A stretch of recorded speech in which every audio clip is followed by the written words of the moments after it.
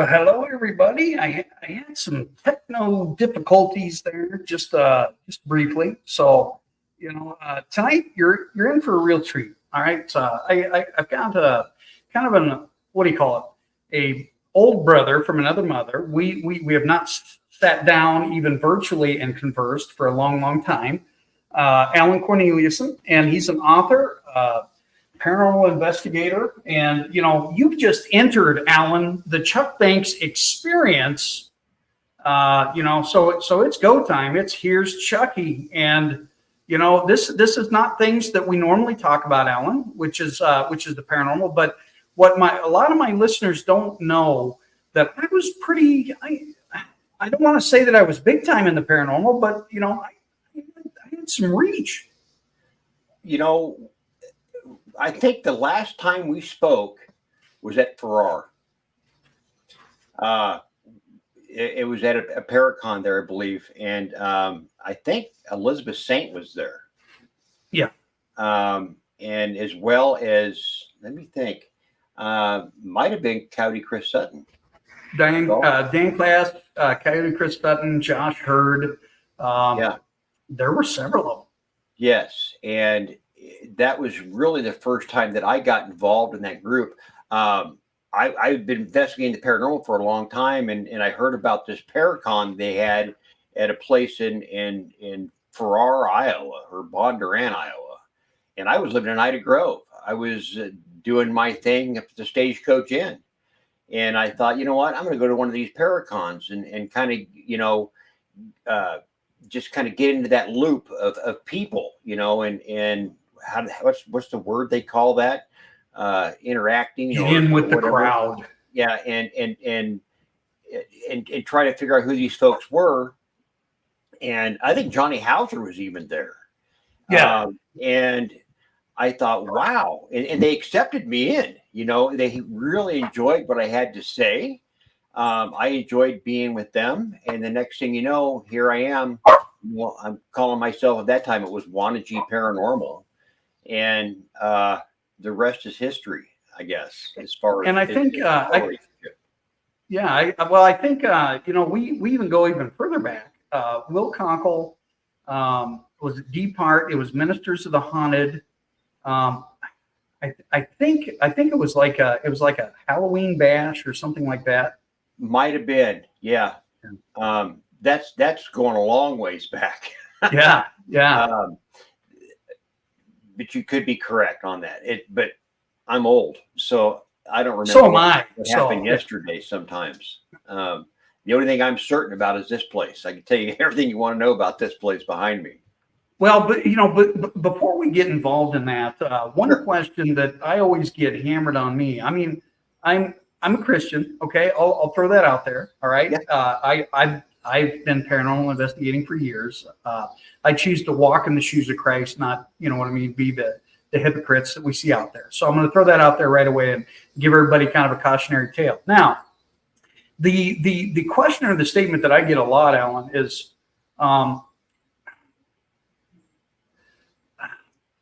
is it evil to connect with the dead? Because in the Bible it talks about necromancers and necromancy and stuff like that. Are we going to go to heaven? Or are we going to go to hell? Now, I've opened up a huge can of worms for about 10 minutes, and then we're going to get involved in that book. No, I don't mind that at all. As you just to refer to my book just for a second. 40 years ago, I lost complete faith in God. After what happened to me, I lost complete faith. And then I found God again. I found the Christ. Christ in my heart. He's there every day. I don't feel that we're going to be cast to hell because we look for spirits. Personally, I have my own. Boy, am I going to open a can of worms up here. That's okay. I work a lot with a gentleman by the name of Father Ruben Lopez. He is a Catholic priest of the Roman Catholic Church. He is an authentic exorcist. He's not one of these internet, got my diploma off the internet exorcists.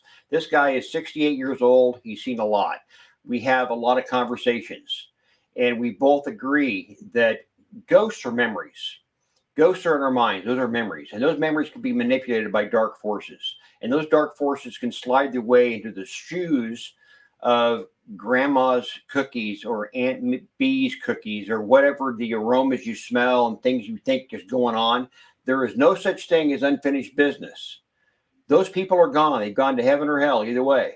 The only unfinished business is in our own minds. Oh my gosh, they had so much left to do. And now you got some dark force that comes across that chasm from hell into our plane. No human, no spirit can cross that chasm. Only unhuman spirits can cross that chasm. And they cross that chasm and they see you suffering. And that's when they slip into those shoes and you start going, I just know that was grandma. I just know that was dad. And the next thing you know, you're going down that dark path. They are sucking you in. They're starting to take your spirit and your soul away from you. And the next thing you know, you're in a very dark place. And that's what they want. Can I interject just real quick? Sure, go ahead. Yeah. Back in 2010, I did just that. And I thought I connected with my dad. And it was not my dad. And that's what kind of led down the road of, the rabbit hole that was Chuck's experience. You know what I'm saying? Sure. Yeah. I'll let you continue. I apologize. No, you're You've got fine. a lot going there. No, so that's where I'm at. I don't believe that there is such thing, and people, everybody has their own beliefs, and I will not step on their beliefs. I will not say, oh no, you're wrong. None of us are going to really know if we're right or wrong until we're gone. We all have our individual faiths. I have a faith in God, and I also have a faith that He knows He's in charge. He knows what He's doing. I also believe that it's not grandma baking cookies. It's something evil. It wants you to believe. It says right in the Bible, you should not listen to psychic mediums because they are basically a megaphone for the liar himself. That's what, and the thing is, these people don't realize it. They really believe they're doing good. I believe they believe they're doing good. But when they're actually a megaphone for the evil darkness of what lurks around us all the time. The first time you say, I do not believe in evil, it's already there. Yeah. It's there then. At that very moment, you say, I don't believe in evil. It's there right now. Remember that. It's already there. It's interesting seeing kind of you turning full turn because there was something to do with the Church of Satan in one of your books, correct? Yes. Let's talk about that. When I left the Stagecoach Inn, I thought I was done with it. I really did. I thought, I'm done with this place. I've given up paranormal, more or less. And one day I was doing a live stream, kind of like we're doing right now. I was just talking about, the Stagecoach Inn. I'm not there anymore. I'm back in Ankeny, Iowa. Boy, there was some crazy stuff that went on there, and I'm throwing some videos up. And all of a sudden, Daniel Class jumps into the conversation. And he says, Allen, you need to write a book about that place. I know, Dano. Yeah. I just laughed. I just no. I would have melted in high school if somebody would have told me to read, write a 10,000 or 1,000-word essay. There's no way I can write a book. He said, no. He says, message me. I'll talk to you about this. So after my little live stream, we started messaging back and forth. And he says, look, this guy, he's a publisher. His name's Eric. And all you got to do is tell him your story. He's a ghostwriter, no pun intended. And he'll get that story out there. And I thought, that sounds simple. He says, good. He says, he got your number on priority call. So I said, great. I called him the next afternoon. It was all set up, ready to go. So it's like 4:00 and I'm just pacing, waiting to call him. Finally, it comes that time, 4:30. Hello, he says. I say, hey, this is Allen. Hey, I've been waiting to hear from your call. So for the next 45 minutes, I am just like pacing around outside. I'm on my deck. I'm on my phone. I'm telling the story. And he says, Allen, I can't write this book. I thought, yeah, I kind of figured it's really that unbelievable. It sucks, right? And he says, no. He said, that's not it. He says, I can't write this book with the same compassion and energy that you're explaining it to me. He says, you need to write this book yourself. I need 54,000 words. And I freaked. And then I really freaked when he says, I need it in less than 3.5 weeks. So I was burning the candle at both ends. I was getting up in the morning. I would write until I had to go to work. I'd come home. I would write until supper time. After supper, I would write till I had to go to bed. Next morning, I'd get up. I'd write till I had to go to work. And it was just constant. It was repeat, repeat, repeat. Supper time. Crazy stuff. So anyway, long story short, the books it gets published. A year later, I'm having some difficulties getting payments for the book. And in fact, he was sending me copies of my book. And I looked at my contract, and it said that he was supposed to give me cash money out of his own account for books sold. So he'd already pretty much voided the contract. But then I get an email from an individual that says, have you actually ever looked at what he does? And I said, no. So check him out on the internet. So I looked him up, and it turns out that my publisher was the minister of the Church of Satan. Did that scare the shit out of you or what? It was like, this can't be happening. This can't be happening. I just left hell. And now I got my publisher is a minister of the Church of Satan. It's already a tough enough sell to try to tell people that you really experience these things. And they're saying, no, come on, man. You can't be serious because you've got a publisher who's a minister of the Church of Satan. So I said, look, we're done. We're dissolving this contract. You've already didn't stick up at your end of the deal. I'm done. So that's when In Too Deep came into play.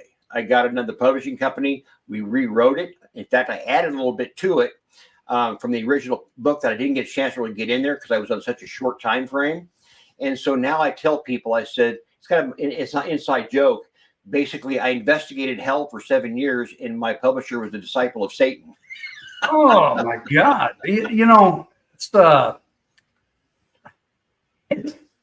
It's like I've talked to a lot of people when we're looking at like evil and darkness and middle of the road and all that sort of stuff, and they all say kind of the same thing, man. Just when you think that you're on the straight and narrow, after you've been touched by this garbage, it just kicks you in the groin later on. No pun intended.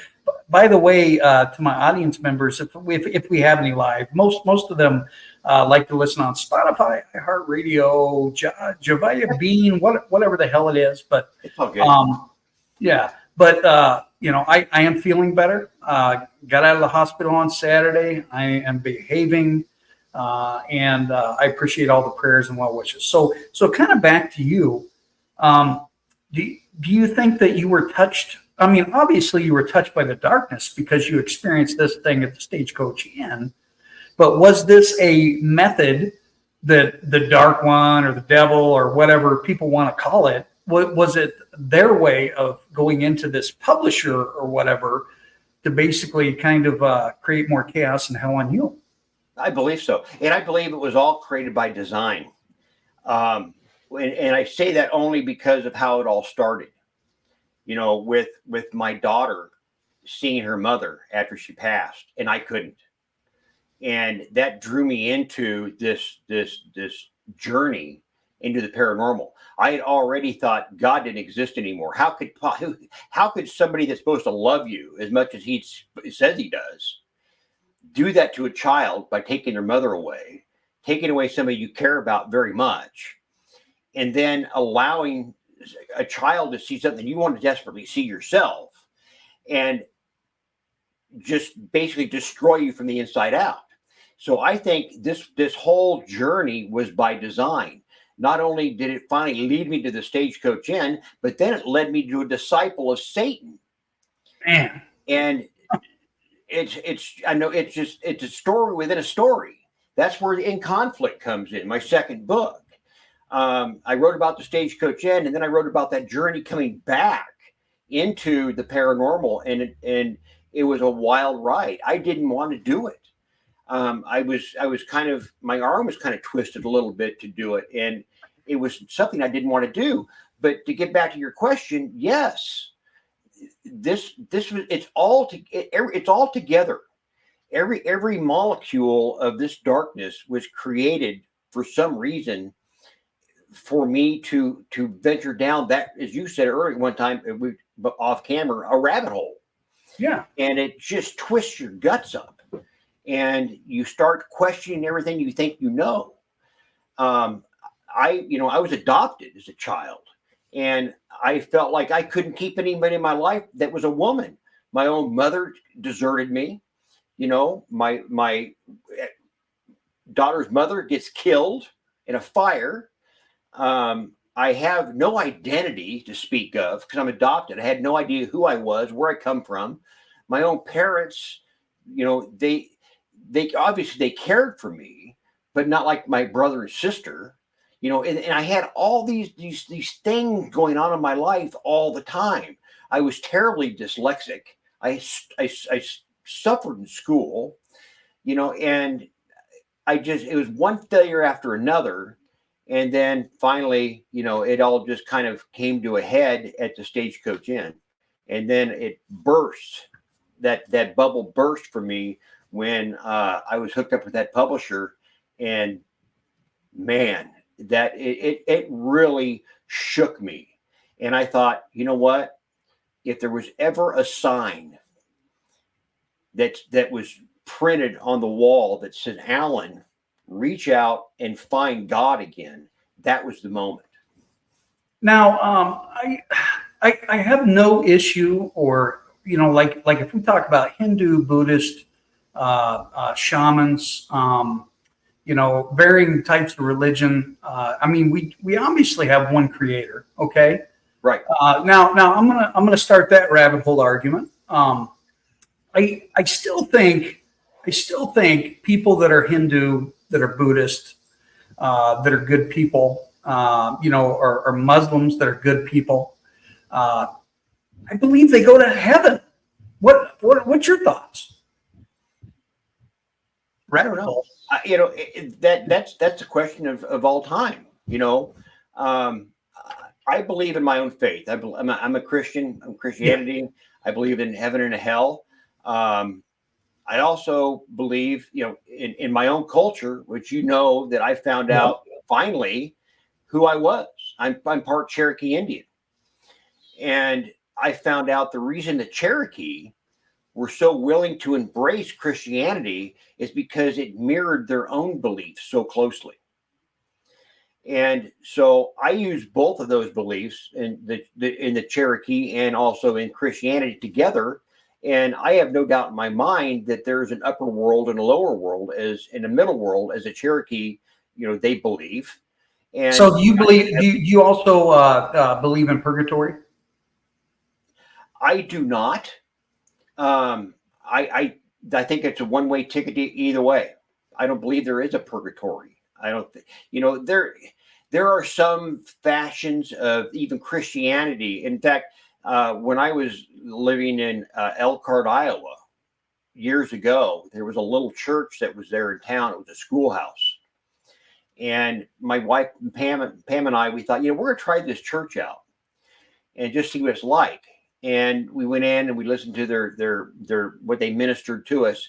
And he says, those of you who haven't quite got it right yet, you will be sleeping in tents in small huts outside of the gates until you're worthy enough to go inside. And I thought, whoa. I don't want no part of this guy. I don't believe that you got to wait to get in. You stand before St. Peter and he judges you at that point. And he says, yeah, you're in or you're out. And if you're out, hey, it's by your own demise, your own fault. I don't mind telling people that my belief, my love is for Christ, our Lord, our Savior. I don't mind that at all. I want to plant that mustard seed in everybody. And I want them to know, just because I'm a paranormal investigator doesn't mean I don't believe in God, and it doesn't mean that I don't believe I'm going to go to heaven. I don't know what these other religions, I don't know anything about them. It's their faith. It's what they believe in. And that's between them and God. I can't say where they're going to go or how they're going to go there. I know what my faith is. I know what your faith is. But Hindus and Buddhists and all them, that's between them and God.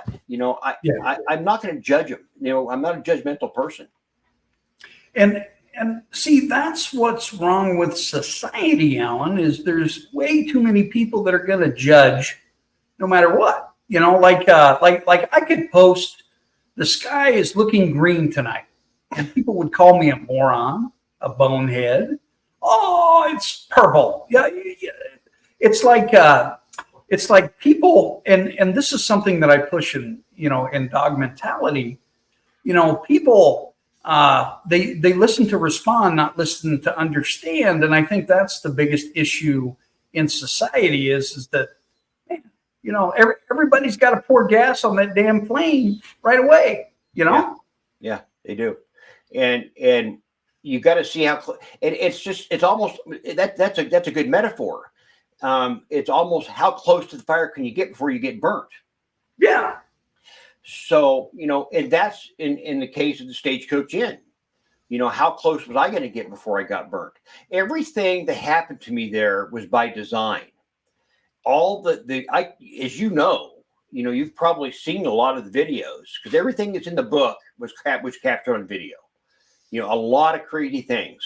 And to my listeners, just so you know, a lot of times Alan he investigates by himself. So I mean, he's going in there with some big kahunas, and he's taking care of business there. I have no sense whatsoever. I just I didn't want to bring anybody else into that hell with me,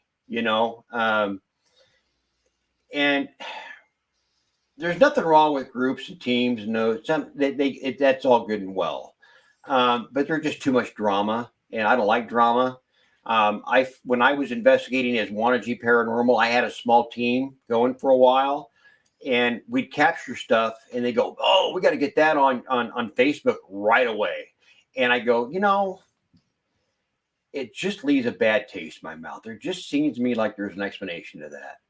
And so it would cause a lot of grief, between me and those team members to the point where it caused so much disturbance that we just split up and I started doing my own thing, because I don't want to put anything out there that later on I've got to say, I was wrong. And I will. I'm the first one to admit when I'm wrong. If I have a piece of evidence out there that somebody can call me on, and I say, you know what, I've looked at that, and I think you're right. I was wrong. I'm a big boy. I wear my big boy pants. I pull them up tight, and if I'm wrong, by God, I'm gonna tell you I'm wrong. But that's why I investigate by myself. I don't have to answer to anybody or go by anybody else's rules. It's all mine. But when I would investigate out there a lot alone. With the exception of Daniel Lutz, a good friend of mine, very nice man. I think it's because we shared a common bond. We were both 101st Airborne. We were that band of brothers already. So we investigated very well together. But when I would investigate with Dan, did it by myself, incredible things, as happened to me out there. I caught some just outrageously crazy things. And the reason I caught those things was because whatever was there knew that I noticed. And the more that I noticed, the more I came back. The more I came back, the more I got oppressed. Addicted. I'm sorry? Addicted. Very much so. Yes. Yeah. I would go to work. I worked for a place called Reptire in Ida Grove. The guy had been in business for like 55 years. And I would have lunch. And I would drive out to the inn because it was like 3 minutes away, 4 minutes. I'd drive out there and I would sit on the picnic table on the porch and eat my lunch. I would get done with my lunch and it'd be time to go back to work. I'd go back to work. I'd get off work. I always had a case in my Durango. I'd go back out to the Stagecoach Inn and I'd investigate till dark. I'd come home. I'd go to bed, repeat. I did that for 7 years, Chuck. Good job, man. It had its hooks in me. I had people calling me saying, Alan, there's lights on at the Stagecoach Inn right now. I had the Ida County Sheriff calling me saying, were you out at the inn today? No, it was one of the days that I wasn't out there. Why? Well, there's lights on, and then we came back out to investigate to see if anything had been broke into, and now they're off again. And it's like, this is coming from the Ida County Sheriff's Office. So, it just kept throwing stuff at me, and it made me want to go out there all the more. And the next thing you know, I was just sucked in. And it's in the book. I won't go into too much detail, but there was quite the stressful moment between it. Yeah, it was a How? moment between me and a minister. Let's put it that way. Yeah. Uh, When you're talking about the mental harm or the PTSD that's involved with that, and then you add some physical ailments, oh, because these things can make you freaking sick. oh, yeah. And I got horribly sick. There's some pictures that my wife showed to me that she took of me when I was there, doing it. And I started getting gaunt. I was sick. I had all of a sudden, I had all kinds of digestive problems where they had to do surgery. I broke my wrist in a freak accident. It never even should have happened. It was a weird accident at work. And I ended up getting 9 screws put in my wrist with a steel plate. Um, Problems were happening financially between me and Pam. It was driving a wedge between us. It just went on and on and on. In fact, you might know him, Paranormal Endeavors, Eric Klein. Yep, I know Eric. He actually came up, investigated the inn on 2 occasions. He came up the first time. I was begging people to come up and validate what I knew was happening. And they came up and they investigated. And then he came back about a year and a half, 2 years later. And he looks at me and he says, "Man," he says, "you have changed so much." And I go, "No, I haven't. Eric, I'm the same guy." He says, "No." He says, "Dude," he says, "you need to step back and look at yourself." He says, your personality, everything about you has changed." I couldn't see it. Chuck, I couldn't How see much it. how much anger and like resentment towards people, and how much time were you being drawn in to be alone? How much time was I drawn into there? Yeah. Oh my God, Chuck! Let's try to figure this out. I investigated there not every day during the week, but let's say 3 days a week and every weekend for 7 years. How much time is that? That's 4 days, and you're probably in there 4 hours a day, 4 or 5. Yeah, and then I do the night investigations. I show up there during the summer. I'd go about 6 o'clock. I set up all my DVRs and all my equipment. And when the sun started going down, I'd investigate until 3 or 4 o'clock in the morning. I'd come home. I'd go over all my evidence for a Sunday morning. I'd go over all my evidence. I would try to find something I could post on Facebook. And then the following morning, I'd go to work. And then I go back out at the end during the day and I investigate again. I did that constantly, all the How time. many times did it follow you home? Oh God, not right away. I don't think it actually started following me home for about the first 6 months, maybe 7. And then I started noticing strange things happening. In fact, I started posting stuff on Facebook as uh, undisclosed locations. I was capturing things in the house I was living in, but I didn't want anybody to know that it was the house I was living in. So I would caption everything as an undisclosed location. How And similar how similar was the connection at home versus at the inn? it was different because it was more subtle. It was slow, but at the same time, it was very much in your face. For instance, I had a ghost meter. I don't. May have a ghost meter around here somewhere. I don't know. Yeah, I remember Uh, all those yeah, old I had a gadgets. ghost Yeah. meter, and I was picked. And my mother-in-law, when she was a child, was very poor. I mean, it's just dirt poor. There were 7 girls. They lived in a. You've heard the stories, They lived in one little house and having a whole bunch of siblings, and they were just dirt poor. And she always wanted a doll. That's the only thing she ever wanted was a doll. And when later in life, she married my father-in-law, and he worked for Midwest Industries and made good money. And so she had this thing about buying porcelain dolls, and she had hundreds of them, beautiful dolls. And one day I was just sitting in the parlor area, going through some of my equipment, I put a battery in the ghost meter, and I started just waving it around in front of me. And then I happened to wave it around in front of a doll that was sitting in a crib in that room, and the damn thing went off. And I was going, whoa, what's this? So I examined it pretty close. I made sure no power cords. There was nothing there. There was nothing under the floor, because under the floor was just a crawl space. There was nothing there. But I could put that right up that doll's head, and that damn ghost meter would go off. One other time was when my mother-in-law started getting really sick. She couldn't navigate the steps anymore to go upstairs to her bedroom. We made her a room downstairs, and this another kind of a sitting room. Had a beautiful bay window in there that we put her bed into. And one day she tells me, she says, "What are you guys doing at night?" And I said, "What do you mean, Mom?" She said, "Why are you running up and down the steps all the time?" Now, she was in the older part of the house where there was an old spiral staircase that went up from the floor she was in to the upstairs. She said, "No, you guys just stay off them steps here, keep me awake." I said, "Mom, we're not on those steps at night. We're in the other room watching TV." So I said, enough.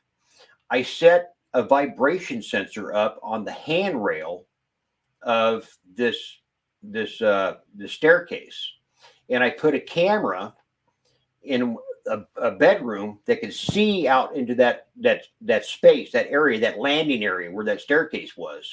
And I had another camera down the hallway, and I had another camera that was pointing up another set of steps, and just kind of covering the whole upstairs area. Well, the next morning when I got up, I noticed that the vibration sensor was on the floor. And I thought, okay, something happened. I slept through it, evidently.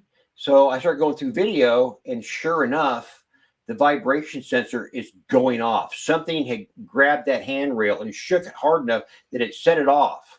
And all of a sudden, wham, it goes flying off that handrail and crashed and broke into several pieces on the floor. And I knew right then and there that, okay, this thing means business. I've interrupted its life, or whatever it is, enough that now it's going to come to my house and disturb me. And I truly believe that's kind of what happened. And there was other stories that are just, if I told you too many of them, there's no point in getting the book. Yeah. And we want folks to take care of us. What do you call it? Lowly authors that don't sell much, and quit buying them on technology, man. Get the hardback, right? Now, I'm going to ask you this question, and you can answer it or you don't have to answer it. Did you ever find what it was? No. I suspect it is something that is not of this world. I believe that it's very evil, and I believe it's demonic in some cases. If anybody from the Historical Society is watching me right now, they're going, "Okay, he just said the word." Yeah. I'll never be back there to investigate. By the way, I'm a lifetime member there. I paid my lifetime member dues.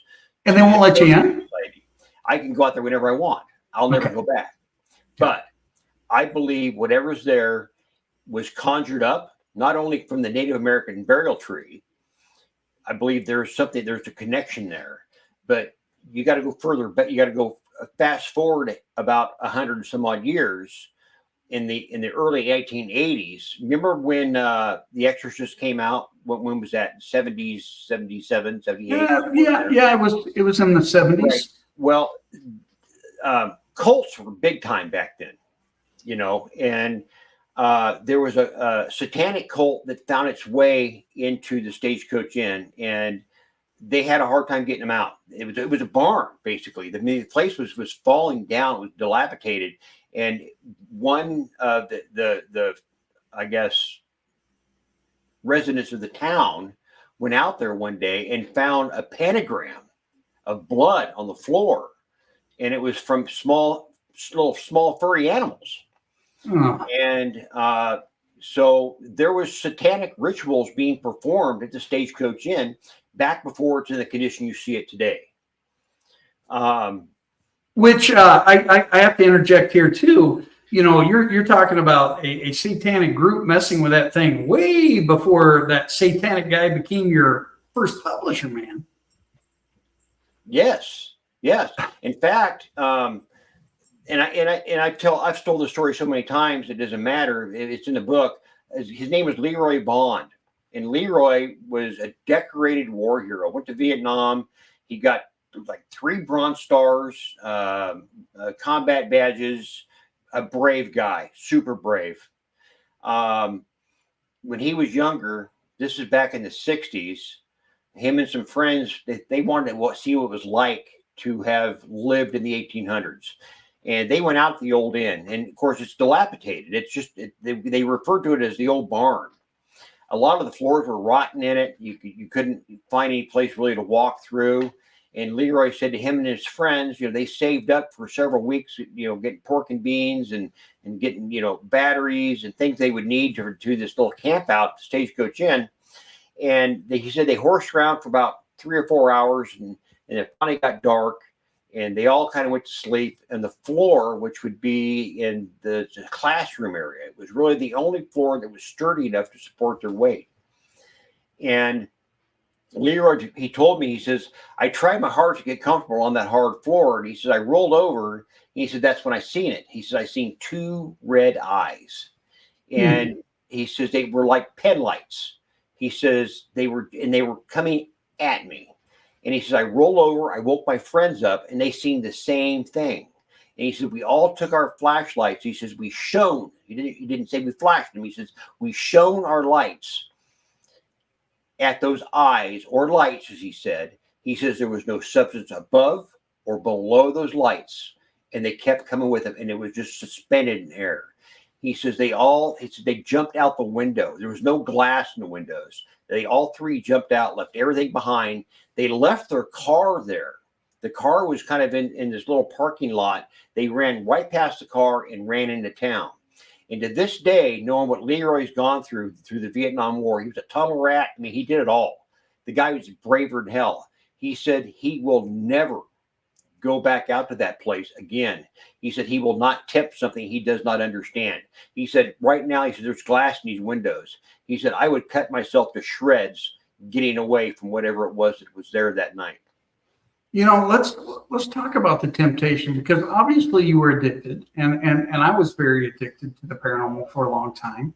Went through some some similar scenarios, not maybe quite that dark, but when you're looking at the allure of it, how many times have you driven past the Stagecoach Inn and felt that urge to pull in, but you didn't?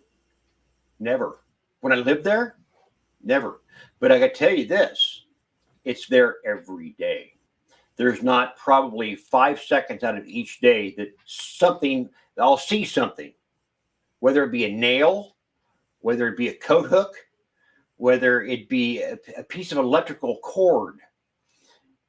I work in a hardware store. People bring in old sewing machines they haven't worked on. They bring in old lamps.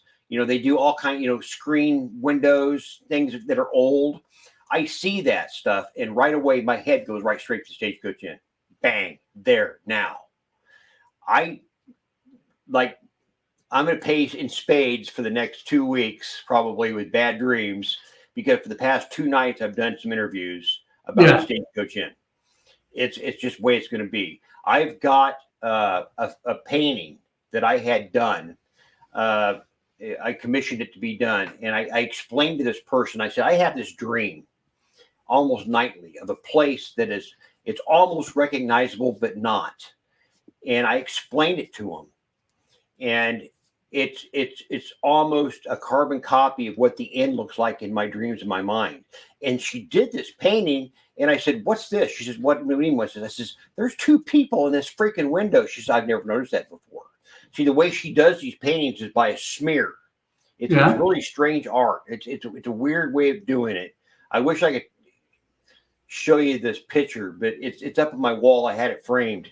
But it's what I see in my nightmares all the time. It's always there. It never goes away. Father Ruben Lopez, who I described earlier, who's actually an exorcist, he says, Allen, he says, they're not really with you anymore. He says, but they know of you and they watch you. because you've seen them, you recognize them, they recognize that you recognize them. He says you'll never be free of it, ever, ever. And I think that's why when I go to places like, now it's called the Haunted Roadhouse, but the Haunted YMCA and other places, I'll go into those locations and crazy things happen around me. And Father Lopez says it's because you were recognized. He says you have like this light, this aura about you, that you've been kind of marked in a sense, because you know this is so real. You know, you can tell somebody how bad it hurts to hit your thumb with a hammer. You actually know how bad it hurts. Other people say, oh yeah, that must hurt really bad, but they don't really know until they've actually experienced it. And I experienced a true undiluted haunting. Mm-hmm. And I experienced it in an undiluted way. I know what that pain is like. And people say to me, Alan, oh God, I could be no problem with me investigating there. No, whatever. No, don't. It's if you do that, do this for me. I put this sign, and I said this last night on another show. I put this big sign on the front of the Stagecoach Inn that says, do not enter. This is unhealthy to your spiritual self. Now, read that sign and then take a gallon of antifreeze. Read that little label on the back that says, warning, do not swallow, fatal if swallowed. Go ahead and drink it. Drink it, because you're not believing me anyway with this sign that I put across the Stagecoach Inn. And then go in there and investigate, see which one gets you first. I'm telling you, obviously you and I have a lot in common, and I'm not gonna divulge, a lot of my past experiences because, but you're right, man. Once you've been touched, by the evil one or the darkness or whatever, once you've been touched, man, it seems, or it's very apparent, and it's very subtle at times. When they show back up, and I think like a lot of young kids, the adrenaline junkies, or even the young teens that are adrenaline junkies, they don't understand when you open these doorways and you get attachments, and these spiritual attachments log into you, and eventually becomes oppression, and then with some people possession, right? I don't think that I ever reached that point, but I felt very impressed when you look at my relationship with my family, my wife, my job. It affected me. It changed my cognitive generality of who I was for about 5 years. And I had that stroke back in February, but I feel like I'm back where I was 20 years ago. Which is phenomenal. But what do you think about that? Oh boy, I agree with you wholeheartedly, 100%. My life was changed dramatically by the paranormal. Still is. My approach is different now. I still investigate, but when I investigate, I do it completely different than what most people do. One, I don't wear a black T-shirt. Obviously. Come on, man! Get the damn black T-shirt. This is what you see, what you get. So with that said, when I interview somebody to investigate their home, the first thing out of my mouth is this: if I find something here, will you get rid of it? That's good exactly question. What I do. I said, will you get rid of it? And if they say, well, I kind of think it's kind of cool, I got a ghost in my house, I'm done here. I got to ask, I got to rewind though. I'm done. I got to rewind. It's my show and I'll cry if I want to. I just made a joke there. But if I would have asked you when you were addicted to that place, hey man, do you want to get rid of it? You would have said hell no, because you were so enthralled in it. Yes. I would have said, no, I want to study it more. Yeah. I want to try to figure out what it's all about. No, I don't want to know what it's all about. I know what it's all about. It's about darkness. It's about evil. It's about oppression. It's about obsession. It's about that one word, which we all hate, possession. Yeah. It's all three of those things. And so when they tell me Yeah, I kind of like, it's interesting, maybe I'll even turn this into a haunted attraction. I'm done. Mm. I'm done. But if they say to me, you know what, I want this gone, great. I have just the people. If I find something here, and I won't cut any bones with you, if I can come up with a reasonable explanation, I'm going to give it to you. But if I feel that in any way, shape, or form that there's something here, I want it gone. I have the right people to get in contact with. I'm going to set you up with those people, and then I'm going to do this investigation. And then I do it, and then guess what, Chuck? I never go back. And the reason I never go back is because I don't want to know if they didn't do anything about it. I don't want to know. I set them up. I say, here you go. This is how you get rid of it. This is the person to talk to. I don't want to know anything more. I move on. I don't dwell on those places, because when you dwell on those places, they know you dwell on those places, and that's when they start tracking you down again. I want these things, whatever they are, to say, oh crap. Not that they will, because they're of a greater sense of power than I'll ever be, but in a metaphoric way, saying, oh crap, here comes Allen, and he's going to get somebody to chase us out of here. That's what I want to be known of. I want to be known as a soldier of God. Very, very, very, very much like Coyote Chris Sutton. When he would come in and handle things, right? Yes, and it took me a long time to understand that, and it was through the counsel of Coyote Chris Sutton that I finally learned what I needed to do with my life. When I wrote Ghost and Legend Stagecoach Inn, he read it, and he was hesitant, because his mother was a literature teacher at some big college. She was a professor. He was really good at grammar, by the way. He was ruthless. Yes, he was. And he was very skeptical about reading anybody's work. Anybody. He said he had a lot of people that would ask him to read their work, and he always turned them down. And because he always said, it was really mundane. I walked in a dark room and there was something in there and it scared me, and it's, blah, blah, blah. He says, Alan, I'll read it, but don't expect a lot. I said, great, do it, read it. And I'm guessing 3 weeks went by, and he finally calls me, and he says, hey man, he says, I read your book. He says, I got to be honest with you. He says, you wore your heart on your sleeve. He says, I am going to recommend to anybody that picks this book up, or should pick this book up, whether you've done it for 4 years, 4 minutes, 40 years, this is a must read. He says, you tell it as it is. He says, I am so proud of you. And that meant a lot to me. That meant a whole lot to me, that he thought of this book right here, In Too Deep. It was this one here. Get turned around here. Ghosts and Legends of the Stagecoach Inn. Now, are there a lot of people that are trying to get that? Because the one you have in front, you only have a few more copies of, right? Yeah, but there are people trying to get their hands on. Maybe at the most, if I really look around here, I might have 10.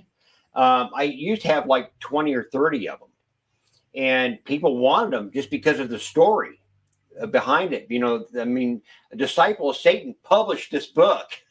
and I do tell people, in fact, in the book I wrote in this book, I didn't write it in this one. In this book I says, take caution, because the words are coming out of my mind, onto my fingers, onto the keyboard, onto the paper, into the book, might find its way into your home. That's how evil this place is. So this book was actually published and edited by a disciple of Satan. And people wanted it. And so I was running out of them for $20 a pop. And I thought, you know what? I'll give a ridiculous price of $50 for this book. It didn't help. I've had like 10 sales. People just calling me up and saying, hey, I want that book. Oh, good grief, yeah. $50. Can you believe that? I mean, it's insane. I can't get people to buy my damn book for $15. So now, we're probably going to have a part 2 and a part 3, Alan. That's fine. because you just can't get everything done. There's in no this way. particular There's so time much period. that you've talked to me before. I have a lot to say. It's I had a good. lot to say back then, and I have even more to say now. Well, what I've noticed, as somebody kind of who kind of stepped out of your life, and well, never really, but this kind of come back here, Alan. I see like a mature soul, whereas before I saw an affected soul, and I'm sure that you probably saw the same damn thing when we first met. Oh yeah, I mean, you were really into the metaphysical things. Yeah. Deeply. You had the medicine bags, and you were very metaphysical in your thoughts and what you believed, and the paranormal. I caught on to that right away. And I was just that guy. I mean, I was nobody. I mean, nobody knew who I was. I was some guy that was, and nobody really knew about the Stagecoach Inn. But I think you've seen who I was. I was very curious, and I wanted to know. I wanted to learn, and I wasn't going to learn anything. The only thing I was going to learn was pain. That's all I was Pain going and to learn. agony. Yeah. And agony, yes, pain and agony and despair and darkness. That's what I was going to learn. That's what I learned. Yeah, it's and so I tell people that not only is that book In Too Deep a good read, but it's a cautionary tale of what it is to be a paranormal investigator. If any part of this book mirrors your own life, I don't care if it's a paragraph that mirrors your own life as you read this, it's time to step back and reassess what you're doing. Because I named myself Dark River Paranormal. That's who I am. I'm Dark River because the paranormal is a dark river. And whether it's wide or narrow, deep and wide, fast or slow, once you get wet, I don't care if it's just a toe into that river, you're there. It's got you.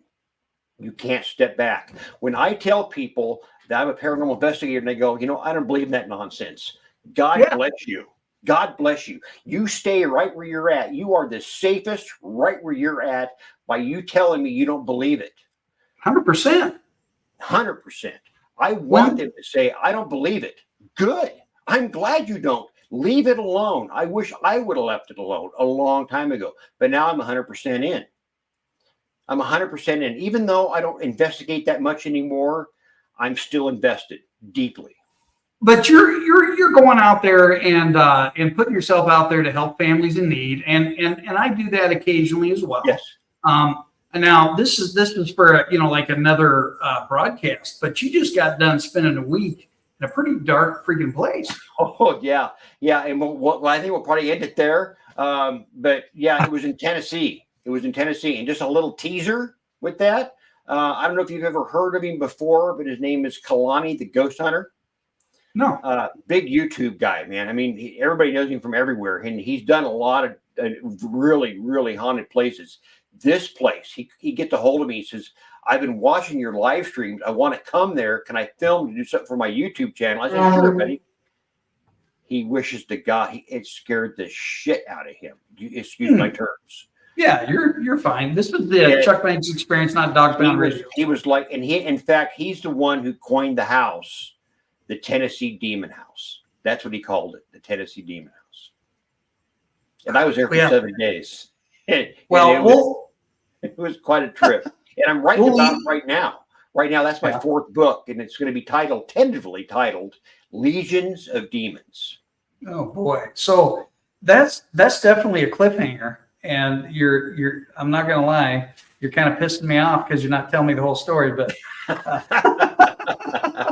no. Like you said, brother from another mother, man. That's what we are.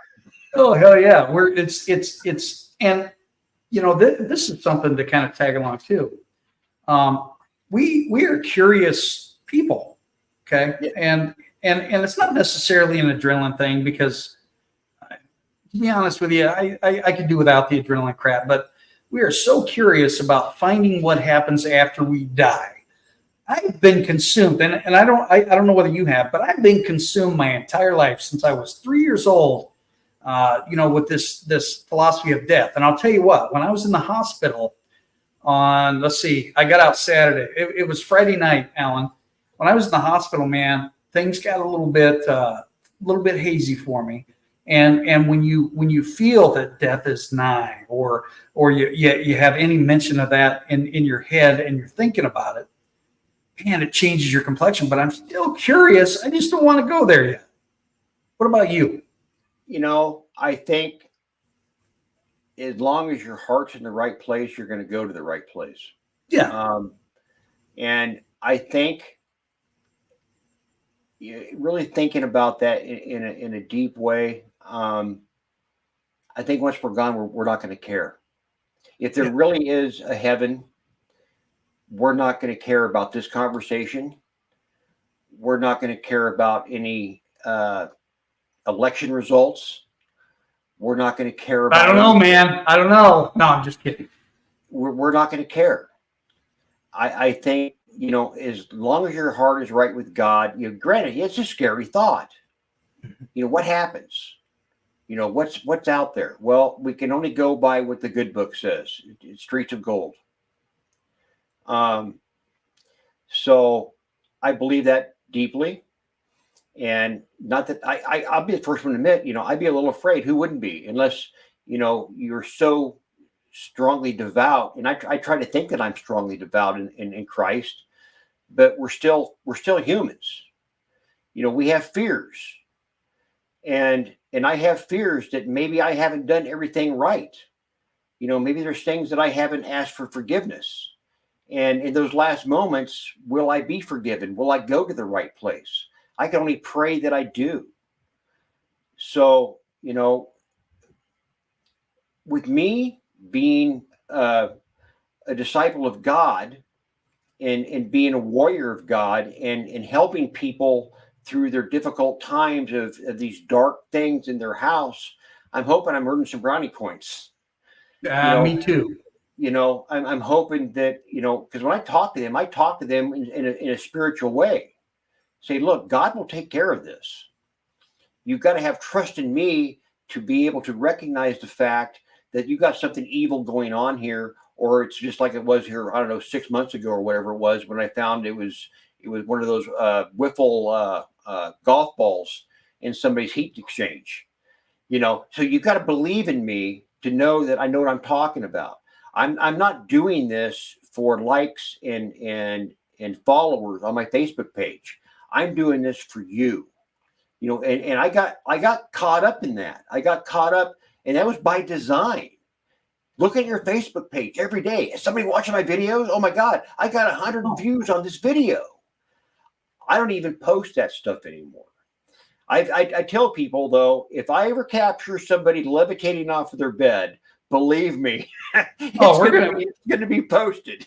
We're going to share the shit out of that, Anyway, the most important thing is it costs money to go on these investigations, and you don't charge. So, how can people purchase your book? Well, there's a couple ways. You can personal message me right on my Dark River Paranormal page or my author page, author Allen Cornelison Senior page. You can message me there, and I have probably 14 books of In Too Deep. I think I have like 6 books of In Conflict, and of course, I have about 8 books of Ghost Legend Stagecoach Inn. I have one of those the Square, POS, where I can take credit card information or whatever you want to do. I do that right over the phone. We can have a nice conversation about the book. You can tell me how you want it personalized or signed, so you can do it that way. Or you can go to my my website, and you can get to there by using darkriverpublications.com. And that'll take you directly to my website. And there you can find a couple links for In Too Deep and In Conflict. And it'll take you directly to Amazon. And that's where you can purchase the book on Amazon that way as well. And, one of these days, when we get past football season, Alan, we're going to have to get together and do a live broadcast because it's been too damn long. It has. It has. And, I have the ability, Chuck, and this is, and I'm going to throw this at you live right now in front of the whole world to see. I've got the camera system. I got the FX 205s, and I've got the lighting. I've got all the stuff I need for an on-site live broadcast. How would you like to come with me and investigate the haunted roadhouse? I would go. Where's it located? The old haunted YMCA. Oh, so I tell you what, but it's just you and me though, right? Yes. Okay. I get what you're putting down. Now, if I get scared, you got to hold my hand. I will. Okay. Yeah, okay. I will. And I will also, I'll have like a little cloth that you can kind of cuddle. Yeah. And you might have to burp me afterward. Linus, have that little blankie for you there. Yeah. Hey, you know what? I would agree to that. And anytime after November, let's do it. Let's and we'll go before the weather changes. It gets really crappy because I don't want to make that drive down 80. It might have to be like early spring. Like around. We could do that too. Yeah. March. April or March. We could do that. Before all the sports seasons really get going, because I know you're big into all that kind of stuff. But yeah, I would love to do that. Talk to Lisa Werner. She's really good friends with Lisa. She would love to have me come back down there and investigate that place. And it would be awesome to have a kind of a live Chuck Banks experience there, right? Yeah. In fact, the last time I was there and did a live, I was in the back hallway, or I don't know if you've ever been in there, but there's like a back elevator shaft that it goes clear down from the top floor to the basement. And the basement used to be the locker room area where the pool was at. And I'm doing a live stream with this very camera, the one you're listening on me right now. And all of a sudden, everybody's on my phone is blowing up saying, "Alan, do you hear that?" And I had to stop and listen because I'm a little bit deaf. There was actually a conversation going on below me coming from this gymnasium area. And it was like a crowd of people talking. And I was like blown away by it. And it was like I was not even a part of that conversation. And it's all caught on video live. That is a crazy, crazy place to investigate. Well, I do things a little bit different. We're getting ready to kind of shut her down tonight, but can I get you to give me a 1-star or a 4-star host rating for the Chuck Banks experience? Give me a 5. Well, he's definitely coming back on. Hey, folks, we appreciate you. Don't forget, we go live occasionally on YouTube. We're on Spreaker. We're on Spotify. We're on iHeartRadio and about 8 other dozen podcasts. We appreciate you. Good night.